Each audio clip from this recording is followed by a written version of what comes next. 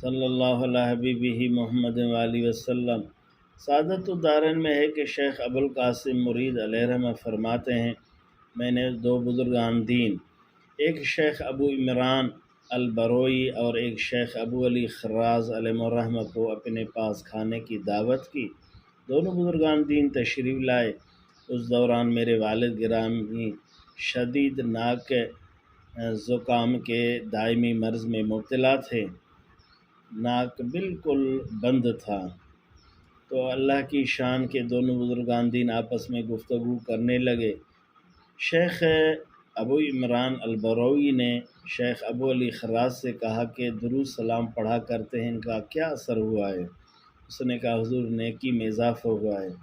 ہم نے فرمایا کہ اس کے علاوہ کیا اثر ہوا ہے کہ آپ شیخ ابوالقاسم مرید کے والد کے ہاتھ پر دم کریں۔ اس نے دم کیا، کس نے؟ شیخ ابو علی خراز نے دم کیا تو کستوری پھیل گئی، مشکی خوشبو پھیل گئی۔ پھر اس کے بعد شیخ ابو عمران البروی نے پھونک ماری تو شیخ ابوالقاسم مرید کہتے ہیں اللہ کی قسم مشک کی کستوری کی اتنی خوشبو پھیل گئی کہ پورا گھر حتیٰ کہ پڑوس تک خوشبو پھیل گئی۔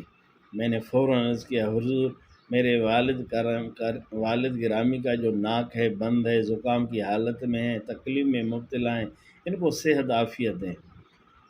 تو میں نے دیکھا اس کے بعد اس نے یوں ہی پھونک ماری تو جو بیماری خون کی صورت میں بہہ کر، پوری بیماری بہہ کر نکل گئی۔ میرے والد گرامی اسی وقت ٹھیک ہو گئے۔ تو میری جان، میرے دوست عزیز، معلوم ہوا کہ درود السلام آخرت کی ضمانت، ایمان کی ضمانت، حضور صلی اللہ علیہ وسلم کی قرب کا ذریعہ ہے، اور ظاہری دنیا میں بھی مرض ہے، مشکل ہے، تکلیفیں، ان کے بھی وسیلے ہیں، ان کے بھی ذریعے ہیں۔ آئیں اس میدان میں ہم سب مل کر حضور صلی اللہ علیہ وسلم میں بار بار ہمیں وہ درود پڑھا کریں تاکہ ہر تکلیف، ہر پریشان دنوی ہو اخروی ہو، ہر سے رب کریم ان وسیلہ سے ہمیں آزاد فرمائے۔ صلی اللہ علیہ حبیبہ محمد وآلہ وسلم۔ اس فقیر مسکین غریب کو بھی اپنے دعا میں یاد رکھیں۔ والسلام، خدا حافظ، اللہ۔